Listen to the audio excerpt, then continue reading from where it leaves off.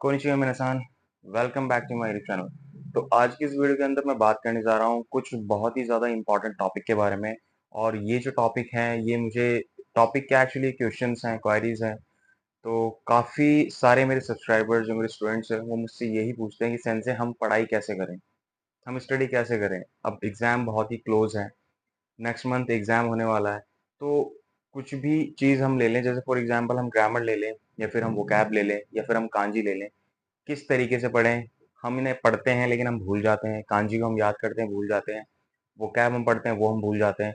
तो इस टाइप के जितने भी आपके क्वेश्चंस हैं, क्वेरीज़ हैं, आज की इस वीडियो के अंदर मैं आपको उन सारे सवालों के जवाब देने वाला हूँ कि किस तरीके से हम अपनी स्टडी को करते हैं कंटिन्यू, मैंने किस तरीके से करी थी। और जो लोग हैं जो N2 N1 जिन्होंने क्लियर कर लिया है, वो किस तरीके से कौन-सी स्ट्रैटेजी को फॉलो करके वो अपना पढ़ाई को अच्छे से कर पाते हैं विदाउट कि इस प्रॉब्लम के कि हम बार-बार भूल रहे हैं। राइट। तो चलिए ज्यादा टाइम वेस्ट किए शुरू करते हैं वीडियो को। और आज की इस वीडियो के अंदर मैं यही इसी टाइप के जो क्वेश्चन है वो आपको एक्सप्लेन करने जा रहा हूँ। अच्छा, सबसे पहली चीज देखो, मैं आपको बताऊं, दो टाइप के स्टूडेंट्स होते हैं। पहला जो सेल्फ स्टडी कर रहे हैं और सेकंड जो किसी अदर इंस्टीट्यूट से पढ़ रहे हैं। तो सेल्फ स्टडी करने वाले जो स्टूडेंट्स होते हैं, अब ये सेल्फ स्टडी ऐसे भी हो सकती है कि भाई ये अपनी स्कूल टाइम में कर रहे हो, या फिर सेल्फ स्टडी इस तरीके से भी हो सकती है कि ये लोग किसी काम के साथ जापानीज सीख रहे हैं। दूसरी तरफ वो स्टूडेंट जो किसी इंस्टीट्यूट में जा रहे हैं। अच्छा, अब दोनों के साथ ये प्रॉब्लम आती है कि बीच-बीच में डिमोटिवेट होते हैं क्योंकि हम एक ऐसी लैंग्वेज सीख रहे हैं जो काफ़ी कॉम्प्लिकेटेड है।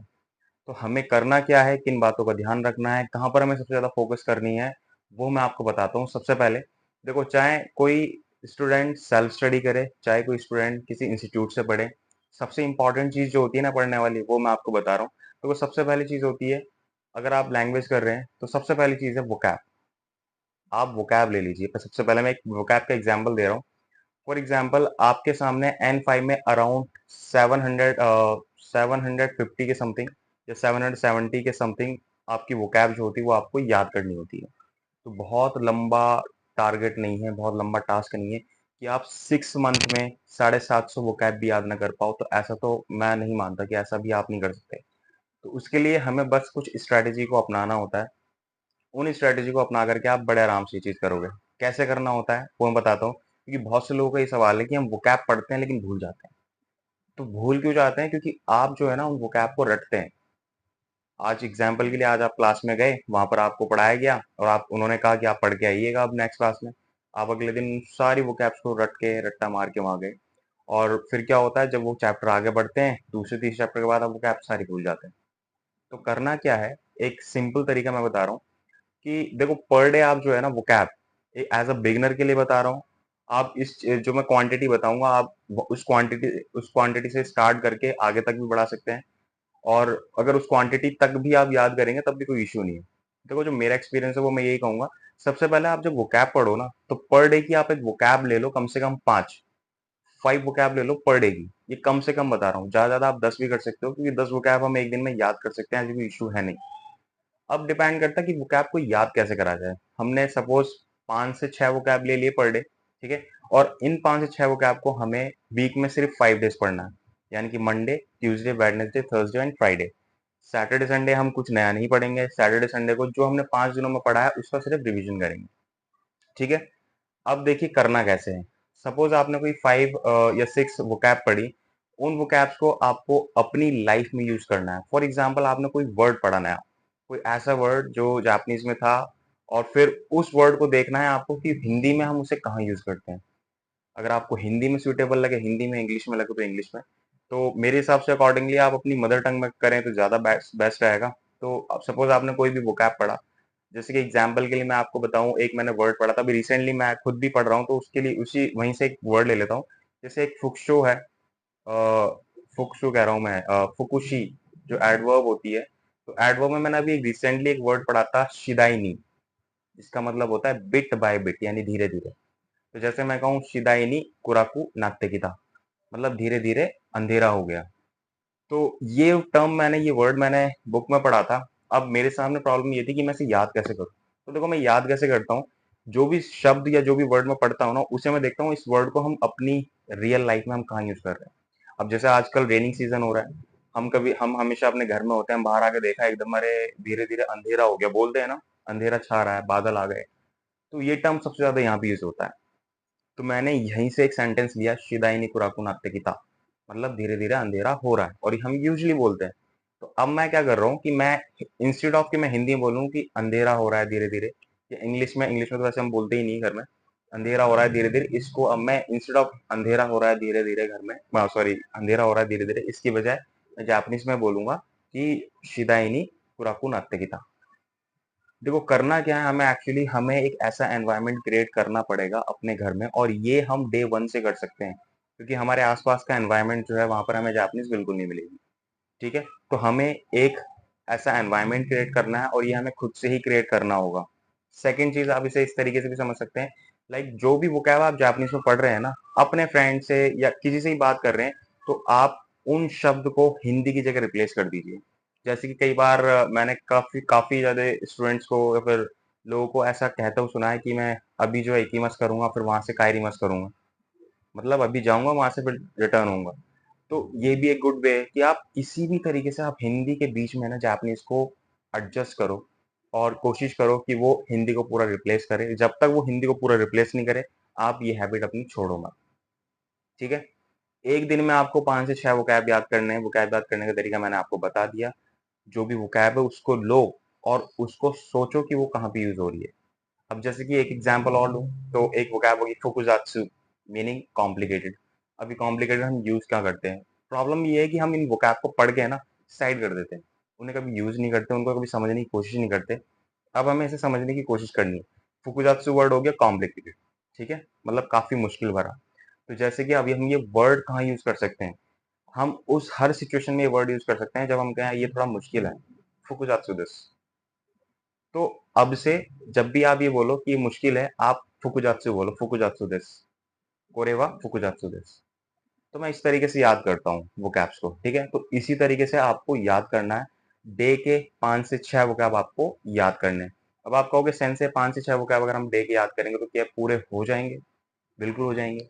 6 मंथ में 180 डेज़, अब उन 180 डेज़ में अगर हम 1 मंथ में 4 वीक होते हैं और उन वीक्स में अगर मैं संडे के हिसाब से काटूँ 6 मंथ में, तो आपके पास अराउंड 150 डेज़ होते हैं। 150 डेज़ को अगर आप मल्टीप्लाई करो 5 से 6 से, 5 से 6 वोकैब से पर डे के, तो आराम से आपके 750 800 के करीब वोकैब बैठते हैं। 750 के करीब बैठते हैं। तो वही मैं कहना चाह रहा हूँ, आपको एक स्ट्रैटेजी बनानी होगी और कॉन्टिन्यूअसली आपको वो चीज़ करनी पड़ेगी, तो उसके रिजल्ट जो होंगे वो बहुत ही ज़्यादा इफेक्टिवली होंगे, ठीक है? बट हमारे केस में होता क्या है कि हम किसी भी चीज़ में ना एकदम से लग जाते हैं, रटने लग जाते हैं, तो ऐसे में होता क्या है चीज़, वो चीज़ कुछ टाइम के लिए हमें आती है एंड देन जब हम उसे यूज़ नहीं करते तो वो निकल जाती है। ये तो था वोकैब का तरीका।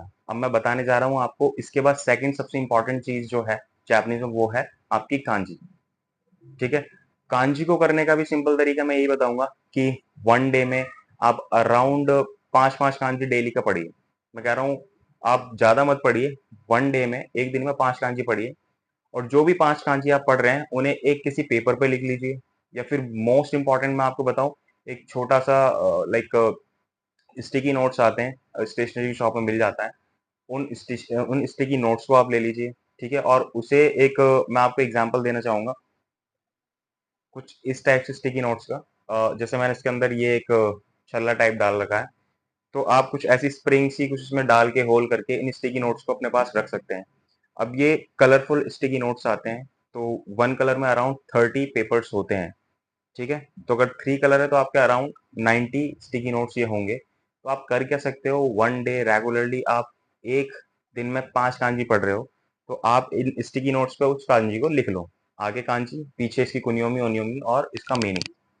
इतना करके आप 5 कांजी लिखो, छोड़ दो, और उस 5 कांजी को आपको दिन में 2 से 3 बार रिपीट करना है, रिवाइज़ करना है, क्योंकि कांजी का देखो कोई फंडा नहीं है। कांजी को तो आपको रटना ही पड़ेगा। कांजी का इसके अलावा कोई ऑप्शन नहीं है। अब रटना इस तरीके से कि आप उसे स्टोरी वे में याद कर रहे हो, कांजी किस तरीके से बनती है, या फिर वो किसी भी तरीके से आप उसे याद करोगे, तो मैं यही बोलूँगा वो एक रटने का प्रोसेस है। तो उसको जब आप याद कर रहे हो तो आपको उसको रिपीट कई बार करना पड़ेगा। जापान में क्या है जापानीज़ के लिए, कि वो जब जापानीज़ कांजी सीखते हैं ना अपने स्कूल टाइम में, तो उनके आस-पास का एनवायरनमेंट सारा ऐसा है। वो किसी भी शॉप पे जाते हैं वहाँ कांजी लिखी हुई है, मार्केट जा रहे हैं वहाँ कांजी लिखी हुई है, कहीं पे भी जा रहे हैं बाहर कांजी लिखी हुई है। बट इंडिया में ऐसा है नहीं, तो हमें इस चीज़ को समझने के लिए कांजी को बार-बार अपनी आँखों के सामने लाने की ज़रूरत होगी, तभी हम कांजी को याद कर पाएँगे, ठीक है? तो आप कांजी केस में भी ये कर सकते हैं कि आप नोट्स पे अपने स्टिकी नोट्स पे लिख के उसे दिन में 2 से 3 बार रिपीट करें और उसके अलावा सैटरडे संडे को अपनी कांजी को रिवाइज़ करें जितनी आपने पढ़ी है वीक के अंदर। तो अगर आप 5 डेज़ पढ़ते हैं, 5-5 25 कांजीज़ आप 1 वीक के अंदर करते हैं। इतना समझ में आ गया? तीसरा स्टेप की बात करें, तो तीसरा स्टेप है आपका बहुत ज़रूरी जो है वो पैटर्न। बहुत से मेरे स्टूडेंट ने ये बोला कि सेंसे हम पैटर्न याद कर लेते हैं लेकिन हमें याद नहीं होता, हम भूल जाते हैं। देखो मैं बताऊँ जापानीज़ में बहुत सारे पैटर्न्स हैं और सारे पैटर्न्स आपको याद रहेंगे ये भी ज़रूरी नहीं है। कुछ सिलेक्टिवली पैटर्न्स हैं जो आप आगे जाकर के यूज़ करोगे अपने काम में, ठीक है? जब आप जॉब करोगे कहीं पर भी, तो सबसे इम्पोर्टेंट चीज़ क्या आती है कि जो पैटर्न है उसको भी आपको इसी तरीके से क्लासिफाइड करना है, इसी तरीके से उसको डिवाइड करना है और एकदम से कोई भी चीज़ आपको नहीं करनी, मैं यही बताऊँगा। उदाहरण के लिए आप आज बैठ रहे हो पढ़ने के लिए, तो आप एक चैप्टर की कोई भी 2 पैटर्न ले लीजिए।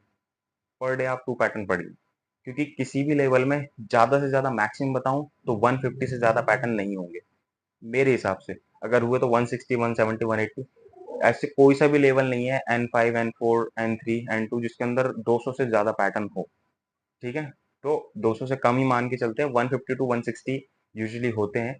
तो उसमें भी हमें करना क्या है, हमें उन पैटर्न्स को सिंपली तरीके से जैसे मैंने कहा 1 डे में आप सिर्फ 2 पैटर्न पढ़ें। 180 डेज़ यानी कि 6 मंथ में आपको एक लेवल क्लियर करना है। तो आप अंदाज़ा लगा लीजिए कि 2 पैटर्न्स अगर आप पर डे में पढ़ रहे हैं, तो कितने पैटर्न आप पढ़ लेंगे? मेरे हिसाब से आप आराम से पढ़ लेंगे। एटलीस्ट सबसे बड़ी चीज़ पता क्या है? कि आप जितने भी पैटर्न पढ़ेंगे ना, वो सारे के सारे पैटर्न आप अच्छे से याद रख सकेंगे क्योंकि मैं जो तरीका बता रहा हूँ वो बहुत ईज़िली और बहुत ही अच्छा और इफ़ेक्टिवली तरीका है। आप कोई भी पैटर्न पढ़ा जैसे आपने एग्ज़ाम्पल के लिए, उस पैटर्न को पढ़ने के बाद उसे इम्प्लीमेंट करिए, जिस तरीके से मैंने वोकैब बताई। अब इम्प्लीमेंट के लिए मैं आपको एक एग्ज़ाम्पल बताऊँ जैसे कि बहुत सारे पैटर्न आपने पढ़े ना करे व नारीमासिन वाला पैटर्न पढ़ा है और टोकोरो वाला पैटर्न टोकोरो देश वाला पैटर्न पढ़ा है, सो देश वाला बहुत सारे पैटर्न पढ़े हैं, ठीक है? तो इन सभी पैटर्न्स को आप पहले समझो एक पैटर्न को कोई भी, उसको समझो डीपली कि वो कहना क्या चाह रहा है, क्या बताया गया है, ये पैटर्न यूज़ कहाँ होता है, हिंदी में हम इसे यूजुअली कहाँ यूज़ करते हैं, ठीक है? और बस उस पैटर्न को हिंदी के उस पैटर्न से रिप्लेस कर दो, यानी कि जब भी आप हिंदी में ऐसा कुछ डायलॉग बोल रहे हैं, दिन में कितनी बार भी वो बात कह रहे हैं, तो उस पैटर्न को यूज़ करो। आई होप यू अंडरस्टैंड कि मैं कहना क्या चाह रहा हूँ, ठीक है? तो आपको ये एनवायरनमेंट क्रिएट करना पड़ेगा, ये आपको कहीं से नहीं मिलने वाला। ये आपको घर में खुद क्रिएट करना है, अपने फ्रेंड सर्कल में क्रिएट करना है, अगर आप इंस्टीट्यूट में जा रहे हैं या फिर आप खुद सेल्फ स्टडी कर रहे हैं। और ये आपकी एक तरीके से प्रैक्टिस भी करता है क्योंकि कई लोग ये भी बोलते हैं कि सेंसी हमने एन4 कर लिया है लेकिन बोलना नहीं आता है। तो बोलना इसलिए नहीं आता क्योंकि आपकी वोकैब वीक है, आपने कभी ट्राई नहीं किया। आपने सिर्फ प्रिपरेशन अपनी एग्ज़ाम तक करी कि एग्ज़ाम क्लियर हो जाए दैट्स इट। एग्ज़ाम क्लियर हुआ, आप और रिलैक्स हो गए, तो फिर वो चीज़ स्किप होती चली जाती है, पीछे छूटती चली जाती है। लेकिन ये जो तरीका मैं आपको बता रहा हूँ, इसको आप अगर कंटिन्यू करेंगे, ठीक है? तो इसके रिज़ल्ट जो हैं वो काफ़ी इफ़ेक्टिवली होंगे। आप खुद सरप्राइज़ होंगे कि आपको इतनी सारी चीज़ें आती हैं, क्योंकि वो आप प्रैक्टिस स्टार्टिंग से कर रहे हो, ठीक है? तो इस चीज़ का आपको ध्यान रखना है। तो ये 3 बेसिकली चीज़ें मैंने आपको बताई, पहली आपकी वोकैब, उसके बाद कांची और उसके बाद आपका पैटर्न। ये सबसे ज़्यादा मोस्ट इम्पोर्टेंट चीज़ है जापानीज़ के अंदर। अब हम बात करते हैं 2 चीज़ और आती हैं इसके अंदर, वो है आपकी दोक्काई और दूसरी आपकी चोक्काई, यानी कि रीडिंग सेक्शन और लिसनिंग सेक्शन। तो देखो एग्ज़ाम जब आप एग्ज़ाम में बैठते हो, जेएलपीटी का एग्ज़ाम क्लियर करते हो, तो वहाँ पे आपको दोक्काई और चोक्काई ये भी दोनों की दोनों आनी बहुत ज़्यादा ज़रूरी होती है। देखो एक सिंपल सा फंडा बताऊँ, अगर आपने वोकैब पढ़ रखी है ना, वोकैब आपको याद है, तो आप दोक्काई में जो चीज़ लिखी हुई है मोस्ट ऑफ द थिंग्स आप समझ जाओगे। भले आपको चाहे पैटर्न आए, एक बार को एग्ज़ाम्पल हम लेते हैं, भले आपको एक बार को पैटर्न नहीं आता हो, आप उसका मीनिंग समझ जाओगे कि वोकैब यहाँ पर ये लिखी हुई है, सेंटेंस में ऐसा कुछ कहना चाह रहा है, ठीक है? दूसरी तरफ लिसनिंग में भी यही है कि एक बार को आपको पैटर्न ना पता हो, लेकिन जो वोकैब आपने पढ़ा है ना, आप उसे पकड़ लोगे कि उसने बोला ये था, तो इट मीन्स वो ये पूछ रहा है। आप अंदाज़ा लगा लो, गैस कर लोगे। तो इसीलिए ज़रूरी होता है वोकैब का जो मैंने आपको बताया था सबसे पहले वोकैब। अच्छा अब दूसरी चीज़ कि रीडिंग और जो आपकी लिसनिंग है ये करनी कब चाहिए और किस तरीके से करनी चाहिए। तो देखो मैं इसके लिए आपको यही सजेस्ट करूँगा कि जब आप जैसे एज़ अ फ्रेशर अब जब आप पढ़ना स्टार्ट कर रहे हो, तो इंस्टीट्यूट में कुछ इंस्टीट्यूट में ऐसा होता है कि आपको वहाँ पे रीडिंग और लिसनिंग का कुछ नहीं बताते हैं। वो सिर्फ आपको ग्रामर पढ़ाएँगे, वोकैब पढ़ाएँगे, कांजी। आप 3 चीज़ों को फोकस करते हो, लास्ट में पता चलता है आपको रीडिंग और लिसनिंग भी है और फिर आप पढ़ना स्टार्ट करते हो और तब तक बहुत देर हो चुकी होती है। आप कुछ नहीं कर पाते और एग्ज़ाम में आपका कंसंट्रेशन बिल्कुल भी नहीं लगता। तो मैं यही आपको रिकमेंड करूँगा कि जब आप अपनी स्टडी स्टार्ट करते हैं एज़ अ बिगिनर, तो अराउंड 25 चैप्टर होते हैं N5 के अंदर। तो जब आप लगभग 8 से 10 चैप्टर क्रॉस कर दें, तो मेरे हिसाब से आप धीरे-धीरे रीडिंग स्टार्ट कर सकते हैं। अब आप कहोगे सर रीडिंग के लिए हम कहाँ से मटेरियल लेके आएँ? तो आप जापान फाउंडेशन जा सकते हैं। जापान फाउंडेशन से जाकर के वहाँ पर आप N5 का कोई बेसिक लेवल की कोई रीडिंग की बुक देख सकते हैं। ठीक है? उस बुक को आप ले आइए, उसको पढ़ने की कोशिश करिए। पहले दिन बड़ा बोरिंग लगेगा क्योंकि रीडिंग और लिसनिंग दोनों बोरिंग वाले काम हैं। आप एक दिन बहुत ज़्यादा बोर हो गए, दूसरे दिन थोड़ा कम, तीसरे दिन और कम। तो आपको ये हैबिट बनानी पड़ेगी कि आपको ये करना कैसे है। पहले दिन आप रीडिंग करने बैठोगे, 10 दिन में आप बोर हो जाओगे, 10 मिनट के अंदर सॉरी। सेकंड दिन आप जब बैठोगे पढ़ने के लिए तो आप शायद 15 मिनट तक पढ़ पाओगे। तो हमें सिर्फ अपने कंसंट्रेशन लेवल को इंक्रीज करना है, क्योंकि आप खुद ही सोचिए जब एग्जाम में आप बैठोगे और आपको 30 से 35 मिनट का एक सेशन दे दिया जाएगा जिसके अंदर आपको रीडिंग करके उसके आंसर्स टिक करने हैं, तो आपके लिए बहुत ज़्यादा बोरिंग होगा कि आपने जो काम कभी करा नहीं फिर आपको करना पड़ेगा। ठीक है? तो इसके लिए आपको पहले से प्रैक्टिस करके चलना पड़ेगा और प्रैक्टिस इसी तरीके से होगी कि आप जब अपना जैसे ही आपने अपना सिलेबस स्टार्ट किया 10 टू 12 चैप्टर जैसे आपके कंप्लीट हुए, आप अपनी रीडिंग पर स्टार्ट कर दीजिए फोकस देना। पहले दिन आप थोड़ा करेंगे, दूसरे दिन थोड़ा और करेंगे, तीसरे दिन थोड़ा और अपनी इस टाइमिंग को आप धीरे-धीरे घंटे या 2 घंटे तक बढ़ा सकते हैं। तो ये तो था रीडिंग का तरीका। ये सारी चीज़ मैं वो बता रहा हूँ जो मैंने खुद पर्सनली यूज़ करी है। इसके बाद मैं बात करता हूँ आपकी लिसनिंग के लिए। तो लिसनिंग के लिए भी सेम यही चीज़ है। लिसनिंग के लिए आपके लिए एक अच्छी चीज़ ये है कि आप लिसनिंग तो यूट्यूब पर भी बहुत सारी पड़ी हुई है, वहाँ से ले सकते हैं। लिसनिंग के लिए एप्लीकेशन बहुत सारी अवेलेबल है। उन एप्लीकेशन को डाउनलोड करके आप सुन सकते हैं। और मैं यही रिकमेंड करूँगा कि आप जितनी सुन लें उतनी कम है आपके लिए, मतलब उतना ही अच्छा रहेगा। ठीक है? तो मेन रोल अब मैंने आपको 5 यहाँ पर जो मेल फाउंडेशन है वो बताई है जापानीज़ के अंदर। सबसे पहले मैंने आपसे कहा कि आप वोकैब अपनी याद करके चलिए। सेकंड मैंने कहा आपसे आप इसके बाद कांजी पर फोकस करिए। थर्ड अपने ग्रामर पैटर्न। फोर्थ दोकाई एंड फिफ्थ जो है आपका लिसनिंग। तो देखो एक वोकैब और कांजी ये कैसे रोल प्ले करते हैं मैं आपको समझाता हूँ आगे तक के लेवल पर।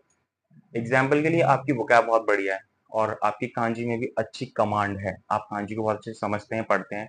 तो इसके बेनिफिट्स कुछ इस तरीके से होते हैं कि भाई जब आप इंटरव्यू के लिए जाओगे ना N3 N4 या N2 के बाद, तो आप इजीली कॉन्वर्सेशन बहुत अच्छे से कर पाओगे सामने वाले इंटरव्यूअर से और वो जो भी पूछेगा आप उसके ऑलमोस्ट सारे जवाब दे पाओगे।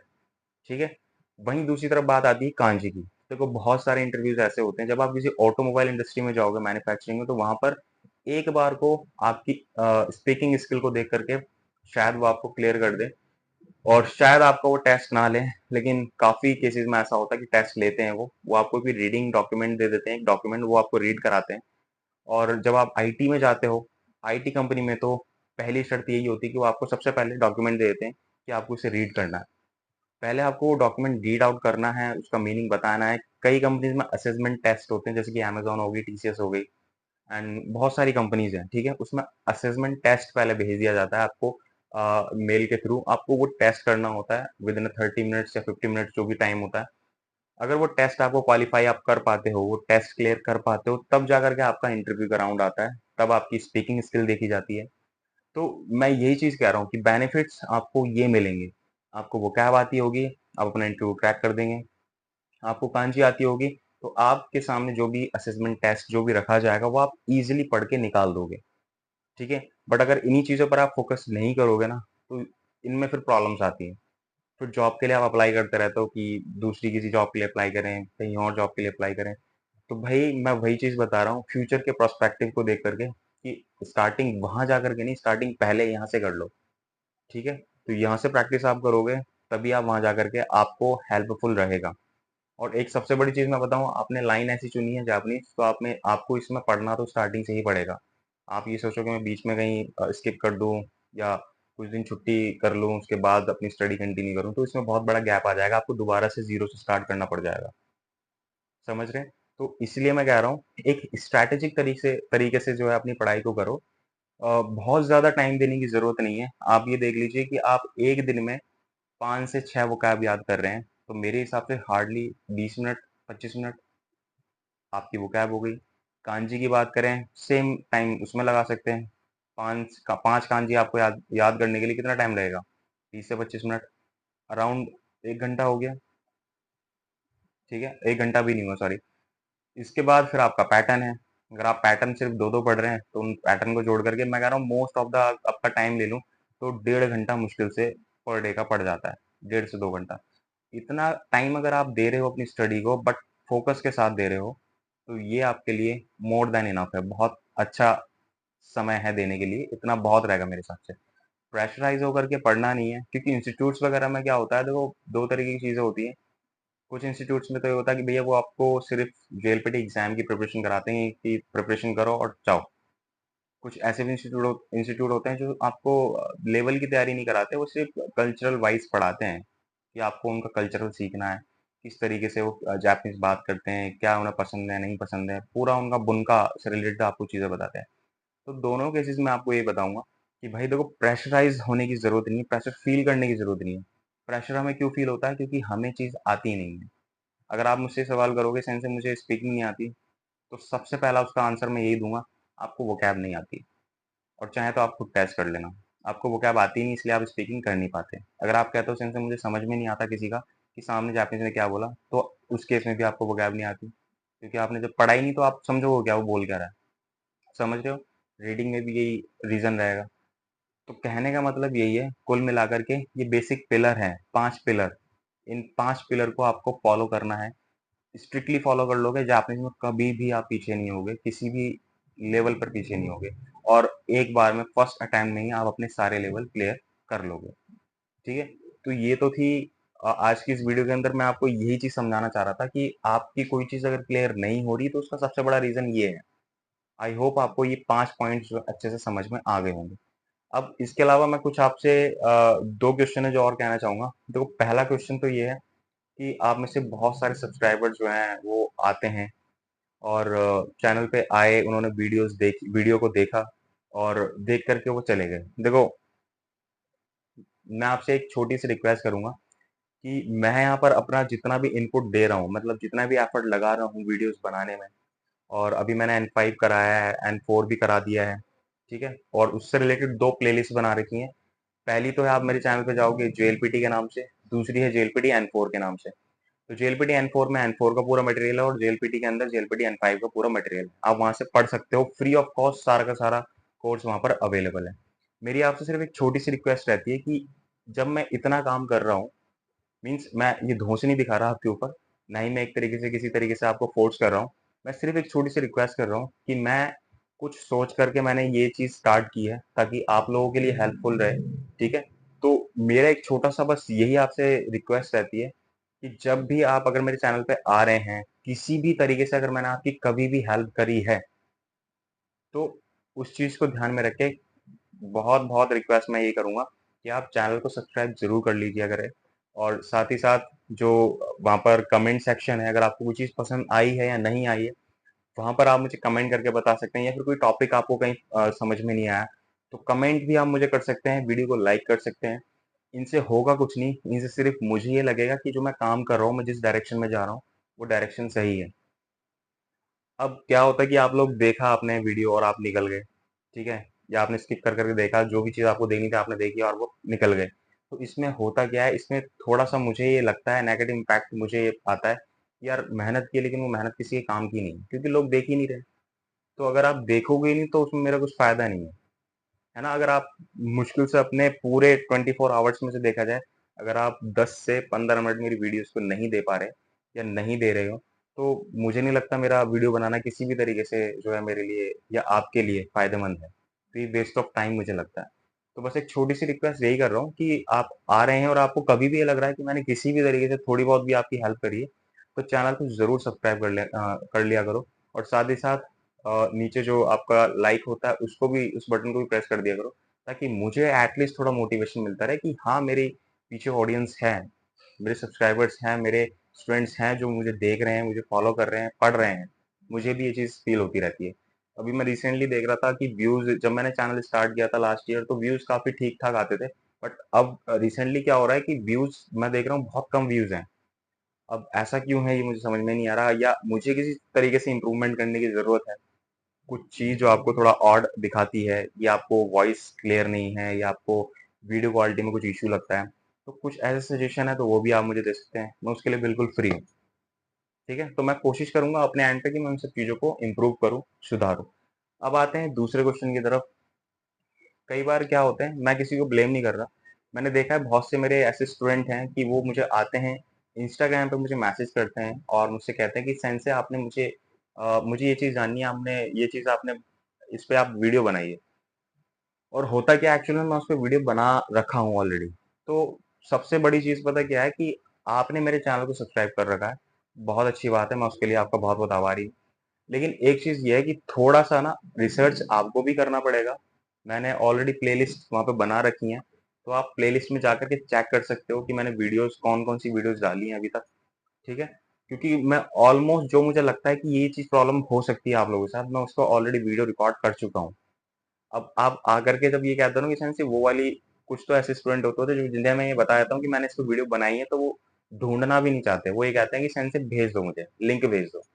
तो ऐसे काम मत करिए प्लीज़, क्योंकि इतना ज़्यादा कन्वीनिएंट, या मैं कहूँ इतना ज़्यादा कंफर्टेबल देखो सही नहीं होता, और स्पेशली इस लाइन के अंदर तो बिल्कुल नहीं होता।